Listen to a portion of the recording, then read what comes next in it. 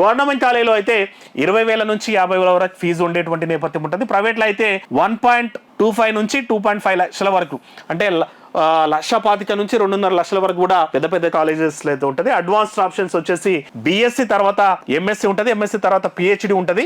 ఇక ఎంఎస్సీలో మళ్ళీ స్పెషలైజేషన్ కోర్స్ ఉంటాయి. డిఎన్ఏ, సైబర్, టాక్సికాలజీ అనేటువంటిది సపరేట్. అంటే ఎంఎస్సీలో maths, MSc physics, MSc chemistry లాగా దీంట్లో కూడా డిఎన్సీ సీక్వెన్సింగ్, సైబర్ క్రైమ్స్, తర్వాత టాక్సికాలజీ అని సపరేట్ డిపార్ట్మెంట్స్ కూడా ఉంటాయి. ఏ డిపార్ట్మెంట్ వాళ్ళు అదే డిఎన్ఏ సంబంధించినటువంటి స్పెషలైజేషన్ చేస్తే డిఎన్ఏ సీక్వెన్సింగ్ సంబంధించిన సైడ్ వెళ్ళొచ్చు, సైబర్ సైడ్ వెళ్తే సైబర్ ఫోరెన్సిక్ చేస్తే సైబర్ ఫ్రాడ్స్ గురించి వెళ్ళొచ్చు.